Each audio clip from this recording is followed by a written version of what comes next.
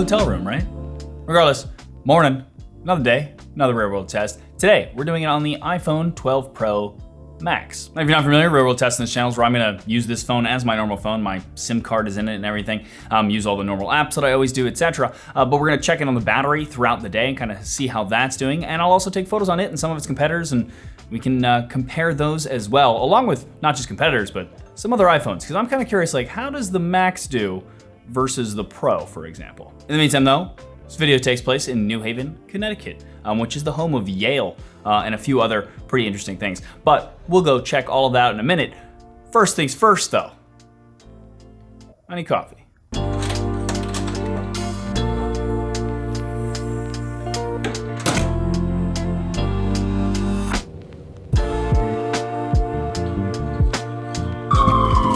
Hi, how's it going? Good, how are you? Good.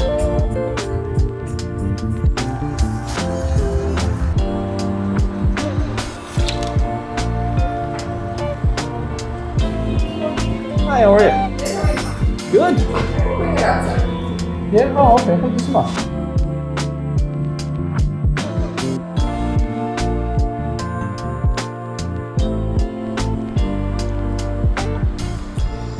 Coffee. Check. Now the reason we're in New Haven, Connecticut is because, well, I haven't been here in a real long time. I mean, also last time I was here it was summer, and it's a very different time when school is in session versus when it's not. And we were just in Mystic, Connecticut, filming the iPhone 12 mini video with Mr. Mobile, Michael Fisher, and my buddy Andrew Martinick from Digital Trends, which you can check out. I'll leave a link for that. But we'll talk more about New Haven in a bit. First though, I have to give a shout out to the sponsor of today's video, Surfshark. Bottom line, Surfshark is an app that you can install on your computer, Android, or iOS device, and it'll then encrypt all of your device's data so that people sitting on, say, this coffee shop's Wi-Fi won't be able to see any of your info. It can also allow you to change what location your device is surfing from, so you can watch shows that might otherwise be blocked where you are. It'll even stop ads and sites from tracking you, and it's one of the most affordable VPNs out there. In fact, if you use the link in the description below and use the coupon code TheUnlocker, you can even get 83% off and 3 free months. Go check it out, and thanks to Surfshark for sponsoring this video. Okay, now let's talk about the styling of this new maxed out iPhone. First up, this phone is large. Well, for an iPhone, really. Next to the Galaxy Note 20 Ultra and this Oppo Find X2 Pro, and really just most large screen Android phones nowadays, it's kind of on par with those. Putting it next to the rest of the iPhone 12 lineup though, and you can see the size difference. Now, I personally like larger phones myself, and as mentioned with Android phones, large is, well, generally the norm, so it doesn't bother me at all. But I will say that I did enjoy the Mini recently a surprising amount, and I switched directly to this right after that, and that made it feel massive. Regardless of the size of the screen though, it's the same HDR OLED from the rest of the 12 series, and the Pro models just having a slightly higher brightness than the non-Pro models, but honestly, they're all bright enough to see outside, so they're all good to me. Now, the other unique thing about the design here is the straight edges, which are because of the millimeter wave 5G antennas that line the outside. But honestly, I love it. It reminds me of the iPhone 4, and it just feels really good and unique and different in the hand. Now, the Pro models, including the Max, have 3 cameras on the back, which we'll talk about a little bit more later.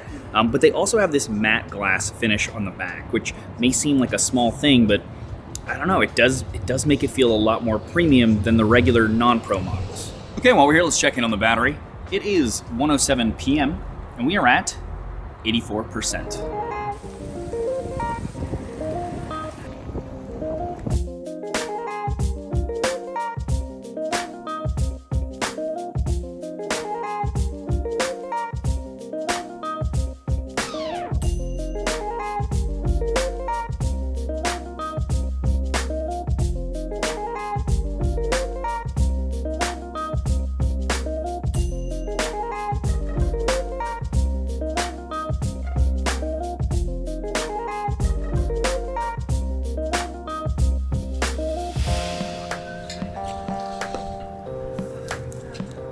Welcome to Yale. Founded in 1701, it's the 3rd oldest of the 9 of the colonial colleges here in the US, which means that they were founded before the Revolution when the US became its own country. Now, the campus itself here in New Haven is relatively small, but the grounds and the architecture, just beautiful. Okay, let's talk about the cameras on this phone. And the one thing in particular that everybody kind of wants to know, apparently, and myself included, is what is the difference between the 12 Pro Max's camera versus the 12 Pro? You see, for the first time ever, Apple didn't just make the Max a larger version of the Pro with the same specs across the board. It's mostly that, but firstly, we have a 2.5 times telephoto camera instead of a 2 times one, which I personally prefer. I just don't really think 2 times is enough of a difference to differentiate it between it and the main camera. Personally, I would even like to have seen a 3, a 4, maybe even a 5 times in it. The more interesting thing about the camera is that while it's a longer focal length for the telephoto and the ultra-wide is identical to the Pro, the main camera is a larger sensor that has 1.7 micron sized pixels compared to the 1.4 micron sized ones of the Pro. Now what that should mean in actual usage is that the main sensor can capture more light. So, firstly, you should have a bit more bokeh, or the separation between the subject and the background. It's that thing that portrait mode is trying to mimic using software. So, here it is versus the Pro, and my actual camera, the Sony a7S III, just to show what an even larger sensor can do with bokeh. The other benefit is low light images, and video should also be improved, as again, more light can be captured, so we'll test that in a bit after the sun goes down. One last thing about the difference with the main sensor is that Apple added a new method of stabilization to the Max that isn't on the Pro that they call sensor shift. Basically, that means that the sensor itself moves inside the phone to counteract any movement that you're doing, instead of just the lens inside the phone doing that. Both, of course, in conjunction with software stabilization as well. Now you notice in these videos that it's not terribly pronounced, but you can see definitely more strange wobble happening in the Pro's video versus the Max's, which is from the software trying to make the image stable, whereas the Max doesn't need as much software correction, so it looks a bit less wonky. Again, we'll test out how this changes though when the sun goes down in a bit. So, real quick, let's check on the battery. It is 3:19 p.m. and we are at 59%.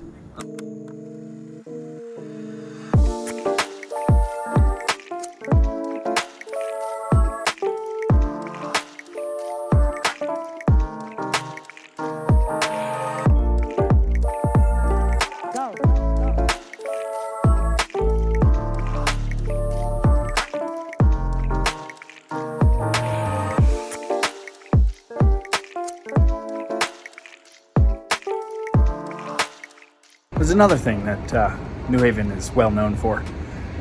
That's pizza. There are a ton of pizza places here thanks to the Southern Italian families that all immigrated here at the beginning of the 20th century or so. But the oldest one, which was once the largest pizzeria in the US, is called Frank Pepe's.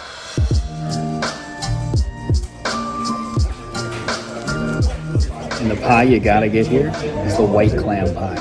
And you have to add bacon. What are we thinking? Yeah, I think I'm gonna do the white clam pie. Okay, what size? The small, please. Do you want it with bacon or? Yeah, it's so good. What do you want to drink? I think I'm just gonna do water. Water, I got Thank you.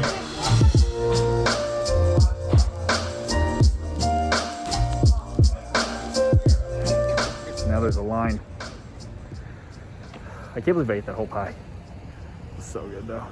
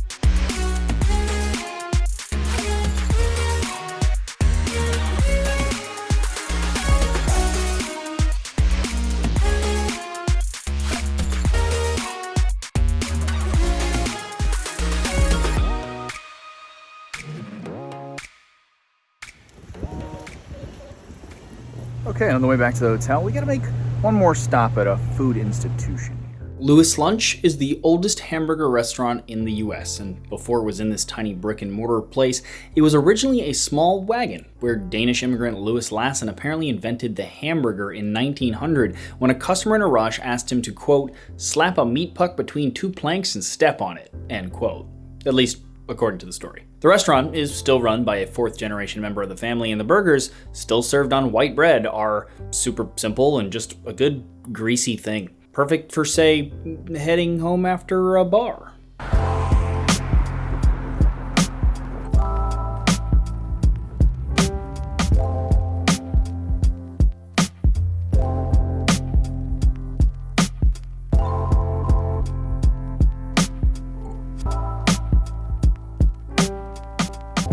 Now I gotta get back to the hotel because I have a ton of work to do. I have to get it done tonight.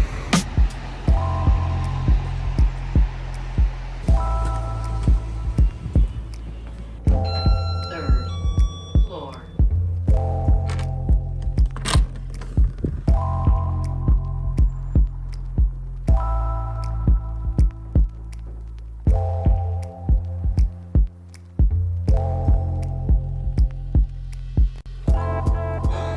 Okay.